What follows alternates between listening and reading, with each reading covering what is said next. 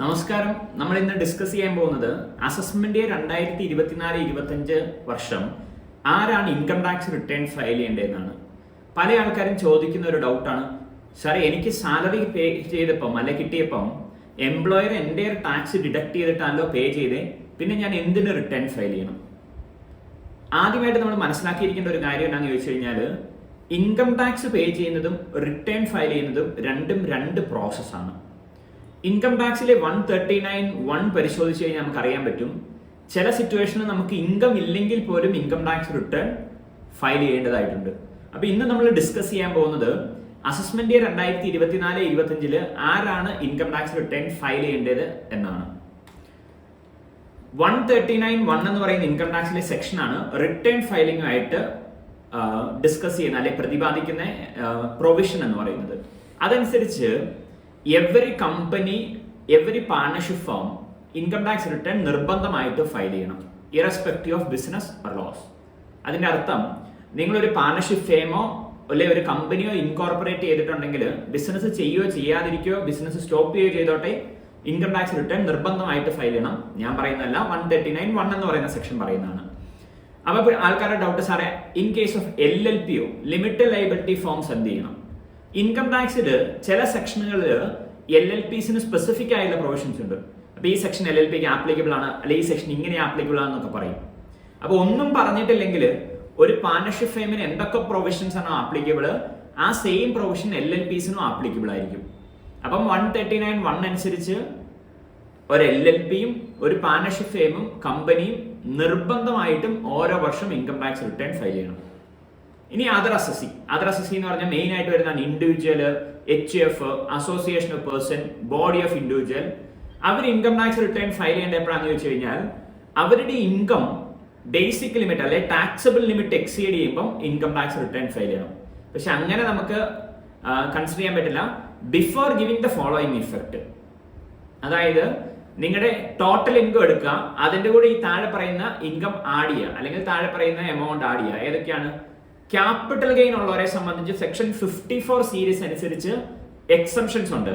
Example പറയുകയാണെങ്കിൽ പുതിയ വീട് മേടിക്കുവാണ്, അല്ലെങ്കിൽ 54 EC അനുസരിച്ച് ബോണ്ടിൽ ഇൻവെസ്റ്റ് ചെയ്യുകയാണെങ്കിൽ എക്സംഷൻ കിട്ടും. ആ എമൗണ്ട് ആഡ് ബാക്ക് ചെയ്യണം. അതോടൊപ്പം തന്നെ ചാപ്റ്റർ 6A അനുസരിച്ച് നിങ്ങൾക്ക് ഡിഡക്ഷൻ എലിജിബിൾ ആണ്.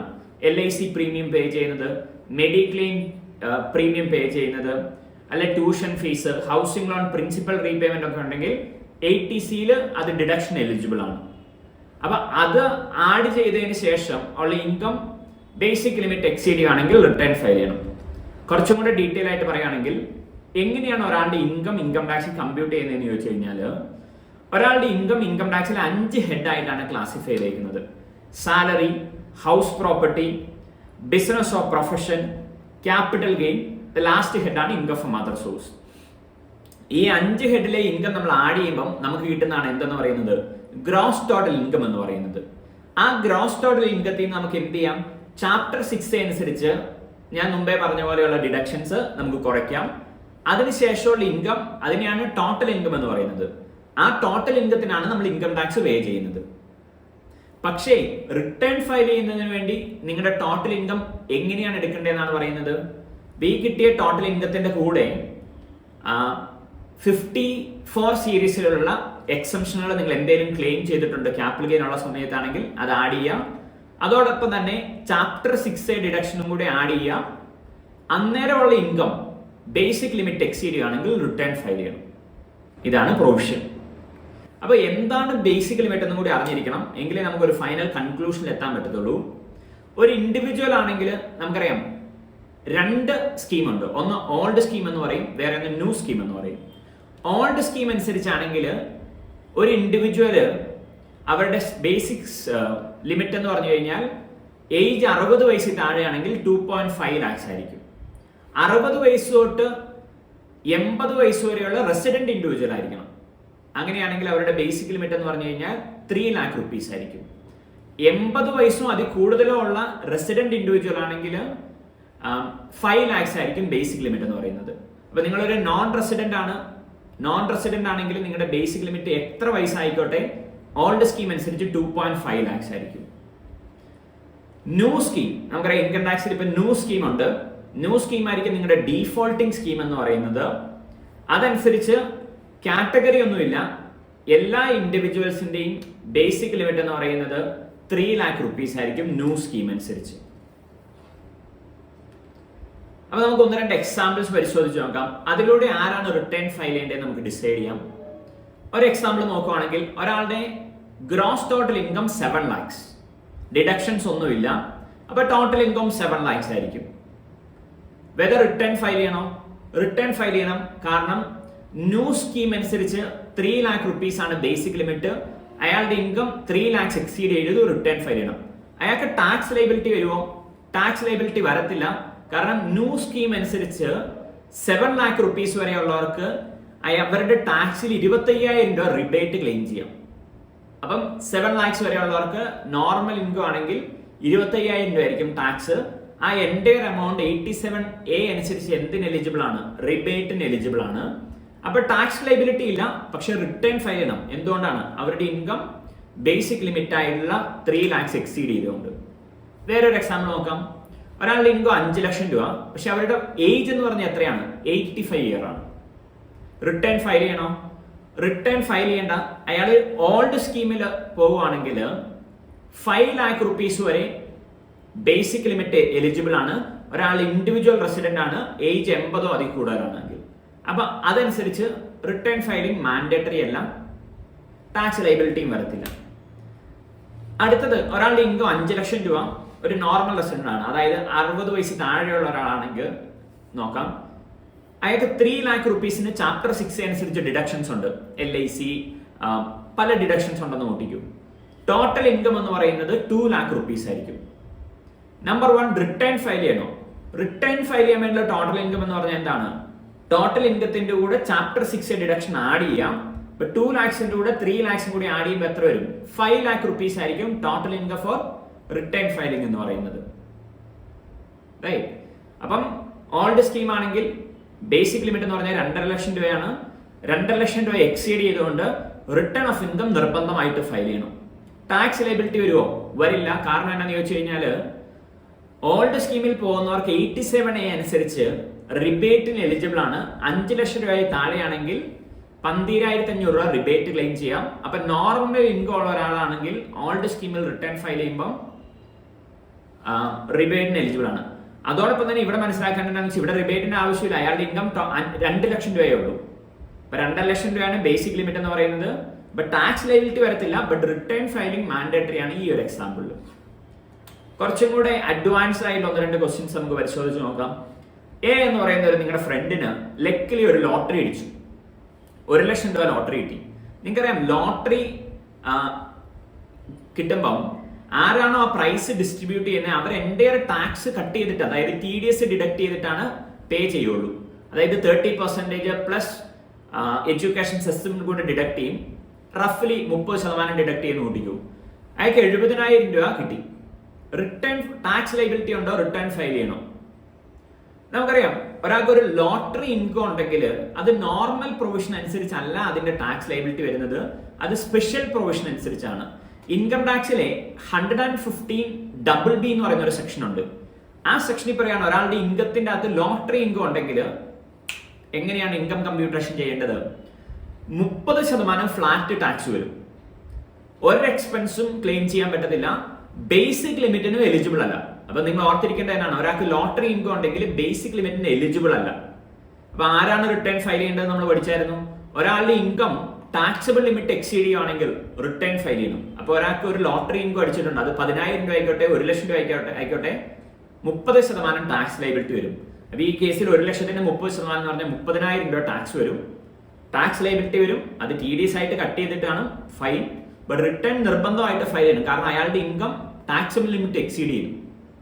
റൈറ്റ്. നെക്സ്റ്റ് എ എന്ന് പറയുന്ന ഒരാള് കറണ്ട് ഫിനാൻഷ്യറിൽ അയാളുടെ പ്രോപ്പർട്ടി വിറ്റു. നമുക്കറിയാം പ്രോപ്പർട്ടി വിറ്റ് കഴിയുമ്പം 4ാമത്തെ ഹെഡ്സ് അനുസരിച്ച് ക്യാപിറ്റൽ ഗെയിൻ ആപ്ലിക്കബിൾ ആവും. അപ്പം 10 ലക്ഷം രൂപയ്ക്ക് ആ പ്രോപ്പർട്ടി വിറ്റു. അയാള് ആ capital gain entire amount 54EC അനുസരിച്ച് ഒരു ബോണ്ടിൽ ഇൻവെസ്റ്റ് ചെയ്തു. നമുക്കറിയാം 54EC അനുസരിച്ച് 6 മാസത്തിനുള്ളിൽ നിങ്ങൾ ഇൻവെസ്റ്റ് ചെയ്യുകയാണെങ്കിൽ 50 ലക്ഷം രൂപ വരെ എക്സംഷൻ എലിജിബിൾ ആണ്, റൈറ്റ്? വേറെ ഒരു ഇൻകം ഇല്ല. അപ്പൊ അയാളുടെ ടോട്ടൽ ഇൻകം എന്ന് പറഞ്ഞു കഴിഞ്ഞാൽ 0 ആയിരിക്കും. കാരണം ക്യാപിറ്റൽ ഗെയിൻ എത്ര വരും? ക്യാപിറ്റൽ ഗെയിൻ എന്ന് പറയുന്നത് 0 ആയിരിക്കും. 10 lakhs ക്യാപിറ്റൽ ഗെയിൻ ആണെന്ന് കൂട്ടിക്കുക, ഫുൾ എമൗണ്ട് ഇൻവെസ്റ്റ് ചെയ്തു. ടാക്സബിൾ ഇൻകം എന്ന് പറഞ്ഞാൽ 0 ആയിരിക്കും, വേറെ ഒരു ഇൻകം ഇല്ല. പക്ഷെ അയാൾ റിട്ടേൺ ഫയൽ ചെയ്യണോ? നിർബന്ധമായിട്ടും ഇൻകം ടാക്സ് റിട്ടേൺ ഫയൽ ചെയ്യണം. കാരണം എന്താണ്? ടോട്ടൽ ഇൻകം എങ്ങനെയാണ് നമ്മൾ കമ്പ്യൂട്ടേഷൻ ചെയ്യേണ്ടത് റിട്ടേൺ ഫയലിംഗിന്റെ കേസിൽ? ടോട്ടൽ ഇൻകത്തിന്റെ കൂടെ 54 സീരീസിൽ നിങ്ങൾ എന്തെങ്കിലും എക്സംഷൻ ക്ലെയിം ചെയ്തിട്ടുണ്ടെങ്കിൽ അത് ആഡ് ചെയ്യാം. അപ്പൊ അയാളുടെ ടോട്ടൽ ഇൻകം 0, ബട്ട് 54 ഈസിയിൽ എടുത്ത 10 lakh rupees ആഡ് ചെയ്യുമ്പോൾ total income four filing return എന്ന് പറഞ്ഞാൽ എത്രയായിരിക്കും? 10 lakhs ആയിരിക്കും. അത് ബേസിക് ലിമിറ്റ് എക്സീഡ് ചെയ്തു, റിട്ടേൺ ഓഫ് ഇൻകം നിർബന്ധമായിട്ട് ഫയൽ ചെയ്യണം ഈ ഒരു എക്സാമ്പിളിൽ. അടുത്തത് എ എന്ന് പറയുന്ന ഒരു NRI ആണ്. പുള്ളി ഷെയറിൽ ഇൻവെസ്റ്റ് ചെയ്യുന്ന വെച്ചു. ആകെ കൂടി 1.5 ലക്ഷം രൂപയുടെ ക്യാപിറ്റൽ ഗെയിനേ ഉള്ളൂ. റിട്ടേൺ ഫയൽ ചെയ്യണം. നമ്പർ 1, ഒരു നോൺ റെസിഡന്റ് ആണെങ്കിൽ ഒരു നോൺ റെസിഡന്റിന് ക്യാപിറ്റൽ ഗെയിൻ ഉണ്ടെങ്കിൽ, അതായത് ഷെയറിംഗ് ആയിക്കോട്ടെ നോർമൽ ക്യാപിറ്റൽ ഗെയിൻ ആയിക്കോട്ടെ, ബേസിക് എക്സംഷൻ ലിമിറ്റിന് എലിജിബിൾ അല്ല. റെസിഡന്റ് ആണെങ്കിൽ basic exemption limit capital gain against ആയിട്ട് എടുക്കാം. പക്ഷെ നോൺ റെസിഡന്റിന് ബേസിക് ലിമിറ്റ് എടുക്കാൻ പറ്റത്തില്ല. അപ്പൊ ഈവൻ 100 രൂപ അല്ലെങ്കിൽ 1000 രൂപ 10,000 രൂപ 20,000 രൂപയാണ് ക്യാപിറ്റൽ ഗെയിനെങ്കിലും ടാക്സ് ലയബിലിറ്റി വരും. കാരണം ബേസിക് ലിമിറ്റിന് എലിജിബിൾ അല്ല. അപ്പൊ എന്ത് ചെയ്യണം? ടാക്സ് ലയബിലിറ്റിയും വരും, അതോടൊപ്പം തന്നെ റിട്ടേൺ ഓഫ് ഇൻകം ഫയൽ ചെയ്യണം. അപ്പൊ ഇതാണ് നോർമൽ കേസ്. ഇനി നമുക്ക് ഇൻകം ഇല്ലെങ്കിലും ചില സിറ്റുവേഷനിൽ ഇൻകം ടാക്സ് റിട്ടേൺ ഫയൽ ചെയ്യണം. 139(1)ന്റെ 7th പ്രൊവിസോ പറയുന്നുണ്ട്, താഴെ പറയുന്ന ആൾക്കാർ മാൻഡേറ്ററി ആയിട്ട് ഇൻകം ടാക്സ് റിട്ടേൺ ഫയൽ ചെയ്യണം. ഇപ്പൊ നിങ്ങൾക്ക് ഒരു കറണ്ട് അക്കൗണ്ട് ഉണ്ട്. നിങ്ങളുടെ കറണ്ട് അക്കൗണ്ടിൽ 2023-24 സാമ്പത്തിക വർഷം 1 കോടി കൂടുതൽ നിങ്ങൾ ഡെപ്പോസിറ്റ് ചെയ്തിട്ടുണ്ടെങ്കിൽ 7th പ്രൊവിസോ ടു 139(1) അനുസരിച്ച് റിട്ടേൺ ഫയൽ ചെയ്യണം. ഫോറിൻ ട്രാവൽ നടത്തുന്ന ആൾക്കാരുണ്ട്. ഇപ്പം വിദേശ രാജ്യങ്ങളിൽ പോകുന്നവരായിരിക്കാം, അല്ലെങ്കിൽ എന്നാ പറയുന്നത്, വിദേശ രാജ്യങ്ങളിൽ പോകുന്ന ആൾക്കാർ കാണും. 2 ലക്ഷം രൂപയിൽ കൂടുതൽ നമ്മൾ ഫോറിൻ ട്രാവൽ എക്സ്പെൻഡിച്ചർ ഉണ്ടായിട്ടുണ്ടെങ്കിൽ ഇൻകം ടാക്സ് റിട്ടേൺ എന്ത് ചെയ്യണം? നിർബന്ധമായിട്ട് ഫയൽ ചെയ്യണം. നമുക്ക് ഇലക്ട്രിസിറ്റി ബില്ല് വരുവാണ്, 1 ലക്ഷത്തിൽ കൂടുതലാണ് നമ്മുടെ ഇലക്ട്രിസിറ്റി ബില്ലെങ്കിൽ റിട്ടേൺ ഓഫ് ഇൻകം ഫയൽ ചെയ്യണം.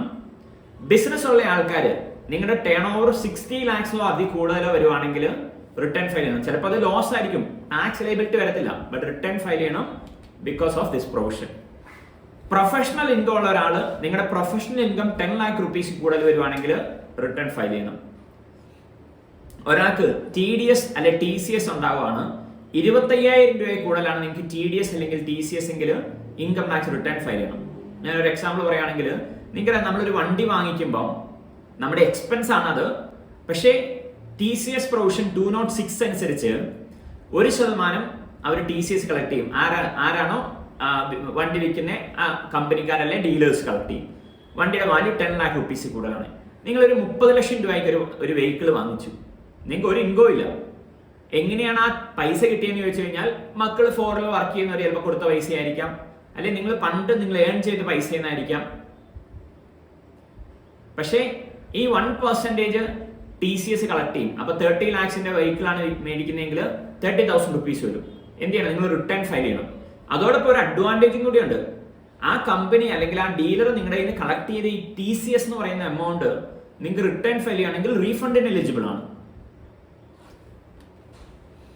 നിങ്ങൾക്ക് ഒരു സേവിങ്സ് ബാങ്ക് ഉണ്ട്, നിങ്ങളുടെ സേവിങ്സ് ബാങ്കിൽ 50 lakhs കൂടുതൽ നിങ്ങൾ ഡെപ്പോസിറ്റ് ചെയ്യുകയാണെങ്കിൽ എന്ത് ചെയ്യണം? ഇൻകം ടാക്സ് റിട്ടേൺ ഫയൽ ചെയ്യണം. ഒരു റെസിഡന്റ് അയാൾക്ക് ഇന്ത്യക്ക് പുറത്തൊരു അസറ്റ് ഉണ്ട്, അല്ലെങ്കിൽ ഒരു അസറ്റിന് ബെനിഫിഷ്യൽ ഓണർ ആണെങ്കിൽ ഇൻകം ടാക്സ് റിട്ടേൺ ഫയൽ ചെയ്യണം എന്നാണ് പറയുന്നത്. ഒരാൾ റണ്ണിങ് ഇയറിൽ മരിച്ചു കഴിഞ്ഞാൽ അയാൾക്ക് 139(1) ആപ്ലിക്കബിൾ ആണെങ്കിൽ മരണപ്പെട്ടയാളുടെ ലീഗൽ ഹെയർസ് അവർക്ക് വേണ്ടി ഇൻകം ടാക്സ് റിട്ടേൺ ഫയൽ ചെയ്യണം എന്നാണ് പറയുന്നത്. ഇതൊക്കെ നമുക്ക് ഇഷ്ടമില്ലേലും ചെയ്യേണ്ടതായ കാര്യങ്ങളാണ്, മാൻഡേറ്ററി ഫയലിംഗ് എന്ന് പറയും. പക്ഷെ വോളണ്ടറി ആയിട്ട് ഫയൽ ചെയ്യണം. 3 കേസിലാണ് നമ്മൾ വോളണ്ടറി ആയിട്ട് ഫയൽ ചെയ്യേണ്ടത് അക്കോർഡിംഗ് ടു മീ. ഒന്ന്, നിങ്ങൾക്ക് റീഫണ്ട് കിട്ടും. അതാണ് ഞാൻ ഇച്ചിരി മുമ്പ് പറഞ്ഞത്. നിങ്ങൾ വണ്ടി വാങ്ങിക്കുവാണെങ്കിൽ നിങ്ങളുടെ കയ്യിൽ നിന്ന് TCS ടാക്സ് കളക്ട് ചെയ്തിട്ടുണ്ടെങ്കിൽ ആ പൈസ നിങ്ങൾക്ക് തിരിച്ചു മേടിക്കാൻ വേണ്ടി എന്ത് ചെയ്യണം? നിങ്ങൾ ഇൻകം ടാക്സ് റിട്ടേൺ ഫയൽ ചെയ്താൽ മതി. ചില ആൾക്കാർക്ക് ബാങ്കിൽ ഡെപ്പോസിറ്റുകൾ കാണും. ഇപ്പൊ നിങ്ങൾക്ക് ബാങ്കിൽ FD ഉണ്ട് 1 ലക്ഷം രൂപ, വേറെ ഒരു ഇൻകം ഇല്ല. പക്ഷെ ബാങ്കുകാർ ആ ഇൻട്രസ്റ്റ് വന്നപ്പോൾ TDS ഡിഡക്ട് ചെയ്ത് കാണും. അപ്പൊ നിങ്ങളെ സംബന്ധിച്ച് നിങ്ങളുടെ ബേസിക് ലിമിറ്റ് എന്ന് പറഞ്ഞാൽ 3 lakh rupees ആണ്. അപ്പൊ 3 lakhs വരെ ടാക്സ് ഇല്ല. അപ്പം ഈ ബാങ്കുകാർ ഡിഡക്ട് ചെയ്ത TDS നിങ്ങൾക്ക് റീഫണ്ട് കിട്ടണേ എന്ത് ചെയ്യണം? ഇൻകം ടാക്സ് റിട്ടേൺ ഫയൽ ചെയ്ത് കഴിഞ്ഞാൽ ആ പൈസ റീഫണ്ട് കിട്ടും. അതോടൊപ്പം തന്നെ നിങ്ങൾക്കറിയാം, ഇപ്പൊ നമ്മൾ ഇന്ത്യന്ന് പുറത്തേക്ക് ഫോറിൻ എമൗണ്ട് റെമിറ്റ് ചെയ്യുവാണെങ്കിൽ പിള്ളേരുടെ സ്റ്റഡീസിന് വേണ്ടി ആയിരിക്കാം, അതല്ല നിങ്ങളൊരു ഫോറിൻ ട്രാവൽ നടത്തിയപ്പം ആ ടൂർ കമ്പനി അല്ലെങ്കിൽ ട്രാവലിംഗ് ഏജന്റ് നിങ്ങളുടെ കയ്യിൽ നിന്ന് ടാക്സ് കളക്ട് ചെയ്തിട്ടുണ്ട്. അപ്പൊ നിങ്ങൾ എന്ത് ചെയ്യണം? നിങ്ങൾ പാൻ നമ്പർ കൊടുക്കാൻ പറയും. നിങ്ങൾ പാൻ നമ്പർ കൊടുത്തപ്പോൾ അവർ ആ എമൗണ്ട് നിങ്ങളുടെ പാനിന് അഗേൻസ്റ്റ് ആയിട്ടാണ് TDS റിട്ടേൺ ഫയൽ ചെയ്യുന്നത്. അപ്പൊ ആ പൈസ നിങ്ങൾക്ക് റീഫണ്ട് കിട്ടും. നിങ്ങൾ എന്ത് ചെയ്താൽ മതി? TDS റിട്ടേൺ ഫയൽ ചെയ്താൽ മതി. ഇപ്പൊ നിങ്ങൾക്കറിയാം, പല കേസിലും TCS 5%-ഉം 20% വരെയുള്ള കേസുണ്ട്. അതപ്പോൾ ഒരു വലിയൊരു ലംസം എമൗണ്ട് വരും. പിന്നെ നിങ്ങൾ ഒരു കാര്യം മനസ്സിലാക്കേണ്ടത് എന്താണെന്ന് ചോദിച്ചു കഴിഞ്ഞാൽ, നിങ്ങൾക്ക് നിങ്ങളുടെ ഒരു ഇൻകം പ്രൂവ് ചെയ്യണമെങ്കിൽ അതിന്റെ ഒരു ഡോക്യുമെന്റ് എന്തെന്ന് ചോദിച്ചു കഴിഞ്ഞാൽ ഇൻകം ടാക്സ് റിട്ടേൺ ആണ്, അല്ലെങ്കിൽ നിങ്ങൾ ഫയൽ ചെയ്ത ITR ഫോം ആണ്. അത് എപ്പോഴൊക്കെയാണ് ആവശ്യം വരുന്നതെന്ന് ചോദിച്ചു കഴിഞ്ഞാൽ, ഒന്ന്, നിങ്ങൾക്ക് ഒരു ലോൺ എടുക്കണം. അപ്പം ലോൺ എടുക്കുമ്പോൾ മാത്രമേ ആൾക്കാർ ഫയലിങ്ങിനെ കുറിച്ച് ആലോചിക്കാറുള്ളൂ. ഇൻകം ടാക്സ് റിട്ടേൺ ഇപ്പം നിങ്ങൾക്കറിയാം 9 മാസമേ സമയമുള്ളൂ. അതായത് 2023-24 financial income tax return file ചെയ്യേണ്ട ലാസ്റ്റ് ഡേറ്റ് എന്ന് പറഞ്ഞു കഴിഞ്ഞാൽ 31 ഡിസംബർ ആണ്. അതായത് ഏപ്രിൽ ടു ഡിസംബർ 9 മാസമേ ഫയൽ ചെയ്യാൻ പറ്റുള്ളൂ. അപ്പം നിങ്ങൾക്കൊരു ലോൺ എടുക്കണം. ഇപ്പം നിങ്ങളൊരു സെൽഫ് ഇൻകം ഏൺ ചെയ്യുന്ന ഒരാളാണ്, സാലറി ഒന്നും ഇല്ലാത്ത ഒരാളാണ്. അപ്പം നിങ്ങളൊരു ഹൗസിംഗ് ലോൺ എടുക്കാൻ പോവാണ്. അപ്പം നിങ്ങൾക്ക് ഒരു ഹൗസിംഗ് ലോൺ വേണം. അതിന്റെ EMI കാൽക്കുലേറ്റ് ചെയ്തപ്പം ഏകദേശം 25,000 രൂപ വരുമെന്ന് വെച്ചു. അപ്പോൾ ഒരു വർഷത്തെ നിങ്ങളുടെ ലോൺ റീപേയ്മെന്റ് എന്ന് പറയുന്നത് 25,000 × 12 എന്ന് പറഞ്ഞാൽ എത്ര വരും? 3 lakh rupees വരും. അപ്പം ബാങ്കർ ആദ്യം ചോദിക്കും, നിങ്ങളുടെ കഴിഞ്ഞ 3 വർഷത്തെ ഇൻകം ടാക്സ് റിട്ടേൺ ഫയൽ ചെയ്ത ഡോക്യുമെന്റ്. സാറേ, എനിക്ക് അങ്ങനെ ഡോക്യുമെന്റ് ഇല്ല. അപ്പൊ അവർ ചോദിക്കുകയാണ്, നിങ്ങൾക്ക് ഇൻകം ഉണ്ടായിരുന്നെങ്കിൽ നിങ്ങൾ റിട്ടേൺ ഫയൽ ചെയ്തായിരുന്നു, ഫയൽ ചെയ്തില്ല. സാറേ, അങ്ങനെ ഇൻകം ഒക്കെ ഉണ്ട്, പക്ഷെ ഫയലിംഗ് മറന്നു. അവർ സമ്മതിക്കില്ല. അതോടൊപ്പം തന്നെ നിങ്ങൾ മനസ്സിലാക്കേണ്ട ഒരു കാര്യം എങ്ങനെയാണെന്ന് ചോദിച്ചു കഴിഞ്ഞാൽ, ഒരു ബാങ്കർ എങ്ങനെയാണ് ലോൺ തരുന്നത്? ഇപ്പം നിങ്ങളൊരു ഇൻകം ടാക്സ് റിട്ടേൺ ഫയൽ ചെയ്തു, നിങ്ങളുടെ ഇൻകം എന്ന് പറയുന്നത് റഫ്ലി 5 ലക്ഷം രൂപ ഉണ്ടെന്ന് കൂട്ടിക്കും. അപ്പൊ 5 ലക്ഷം രൂപയാണ് നിങ്ങളുടെ ആനുവൽ ഇൻകം. അപ്പൊ അവർ ചോദിക്കും, നിങ്ങൾക്ക് എക്സിസ്റ്റിംഗ് ലോൺ എന്തെങ്കിലും ഉണ്ടോ എന്ന് ചോദിക്കും. ഉണ്ട്, കാർ ലോൺ ഉണ്ട് 2 ലക്ഷം രൂപ EMI, പേഴ്സണൽ ലോൺ ഉണ്ട് 1 ലക്ഷം രൂപ. ഇപ്പൊ ഈ 5 ലക്ഷം രൂപയിൽ നിന്ന് ഈ 3 ലക്ഷം രൂപ കുറയ്ക്കും. ബാക്കി നിങ്ങൾക്ക് എത്രയുണ്ട് ഇൻകം? 2 lakh rupees ഉണ്ട്. വേറെ എന്തെങ്കിലും കമ്മിറ്റ്മെന്റ് ഉണ്ട്, പിള്ളേരെ ട്യൂഷന് വിടണം, അതോടൊപ്പം തന്നെ ചിട്ടി അടയ്ക്കണം, വീട്ടിലെ ഫുഡ്, അങ്ങനെയുള്ള എക്സ്പെൻഡിച്ചറുകൾ ഉണ്ടെന്ന് പറയും. അപ്പം അത് കുറയ്ക്കും. ഒന്നുമില്ലെങ്കിൽ അവരെന്ത് ചെയ്യും? അപ്പം നിങ്ങൾക്ക് എലിജിബിൾ ആയിട്ടുള്ള നിങ്ങൾക്ക് EMI അടയ്ക്കാനുള്ള എമൗണ്ട് 2 lakh rupees ആണ്. അതായത് 5 ലക്ഷത്തിൽ നിന്ന് 3 ലക്ഷം രൂപ കുറച്ചു. ആ 2 ലക്ഷം രൂപ ഫുള്ള് ഒരു ലോൺ തരില്ല. കാരണം നിങ്ങളുടെ പേഴ്സണൽ ആവശ്യത്തിന് വേണ്ടി ഒരു ലംസം എമൗണ്ട് അവർ മാറ്റി വയ്ക്കും. ഒരു 40% കൂട്ടിക്കും. അപ്പൊ 60%, അതായത് 2 ലക്ഷത്തിന്റെ 60% എന്ന് പറഞ്ഞാൽ 1,20,000 രൂപയാണ് നിങ്ങൾക്ക് എലിജിബിൾ ആയിട്ടുള്ള EMI. എത്ര രൂപ ലോൺ കിട്ടും? 10,000 രൂപ EMI ഉള്ള ലോണേ നിങ്ങൾക്ക് എടുക്കാൻ പറ്റത്തുള്ളൂ. അതോടൊപ്പം തന്നെ ഒരു കാര്യം മനസ്സിലാക്കിയിരിക്കേണ്ടത് എന്താണെന്ന് വെച്ച് കഴിഞ്ഞാൽ, ഇപ്പം നമ്മുടെ നാട്ടിൽ നിന്ന് ഒരുപാട് പേര് ഫോറിൻ സ്റ്റഡീസിന് പോകുന്നുണ്ട്.